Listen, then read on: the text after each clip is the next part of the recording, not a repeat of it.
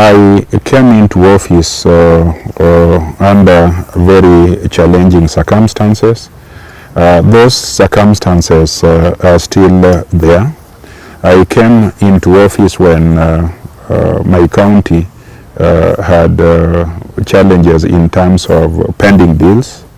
The most critical pending bills were in the areas of medical supplies.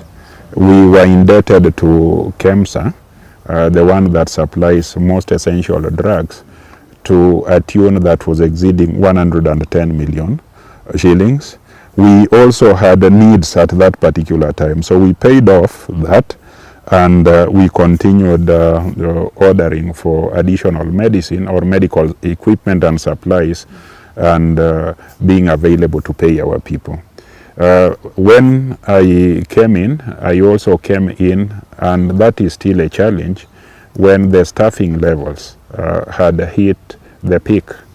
We could not recruit more staff because we had hit the peak that is permitted by regulation. A certain percentage of our expenditure must be chargeable in what is allowed as emolument. So we had hit that peak. The morale of the staff, our staff, was very low, and you know, staff is very key to the performance of a county. And most of them did not have leadership or commitment to serve the people of Migori. Now our staff's morale is back. They receive their payments or their salaries in time, and their capacity is being built.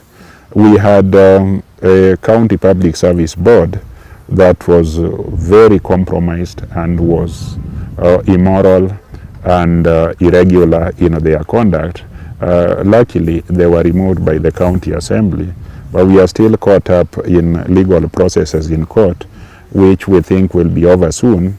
And when we have, as we have now, a free county public service board to act on our behalf, we should be able to improve the morale of our staff and give them capacity to work for our people. I also came into office when the national government was not releasing monies that are required for services to our people. You will find that as we speak today, we have not received money for September, for October, and for November. The services required by our people are services that are required immediately. I trying to say that what the Deputy President said the other day in Mombasa, that they have set aside billions of shillings to counties, is just hot air. The Deputy President is a person who does not even believe what he says. He does not speak as a responsible public servant. He is one of the people whose mantra is that Kenya is a private company, and that those who have shares are the ones who should get services. I want to tell you that the Deputy President is irresponsible, and he does not behave or speak as a person worthy of that title. No county in this nation, including Migori, has received a single cent for ELNINO purposes. No, Migori County and other 13 counties have not received a cent for normal services, both development and recurrent, for the month of September, October, and November, and the people need those services. So we are struggling as a county to pay our pending bills.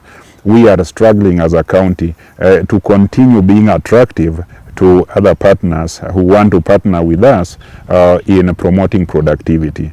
So the Deputy President and what he says, I want to say that the coalition he belongs to is a coalition of people who do not tell the truth.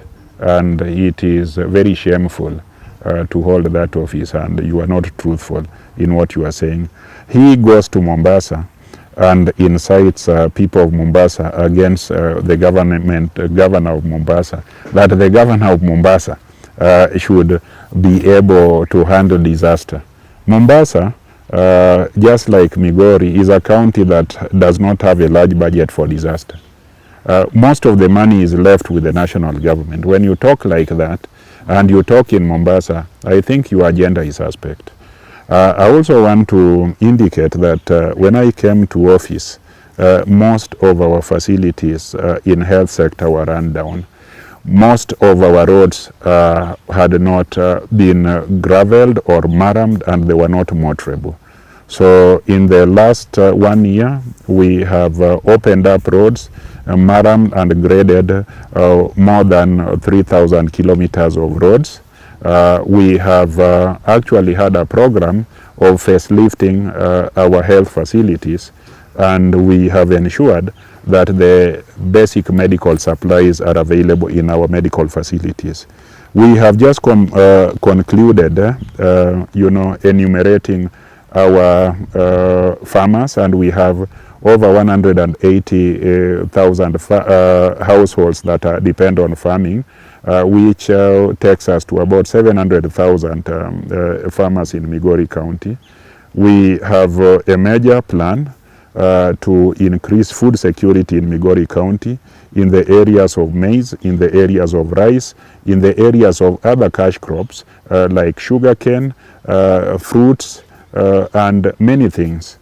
I must say that there is improved productivity in the areas of agriculture, aquaculture and fisheries, and also livestock keeping. The challenge I see is with the market. The challenge I see is with the cost of inputs to sustain the agricultural sector. This is why, instead of politicking day and night the politics of the national government, what they should preoccupy themselves with is job creation for people who look for white-collar and blue-collar jobs, but also a job creation for farmers by ensuring that farming is an activity that pays. Your Excellency, I think this is quite insightful, and we have shortage of time. But as a student of the Alliance High School, what vision do you have for the people of Migori? Just in 1 second. The people of Migori, and I want to plead with them, let us put governance first and join ODM, because change, development, and sustainability is hinged on good governance. And what takes a nation down, what takes a county down, is when, as a people, you do not come together, prioritize governance, put in place an administration that will change your lives. So I have a vision for the people of Migori, that once we get our governance right, that involves the people in generating programs and that runs their political affairs fairly, we will have a good county, we will have a good Migori.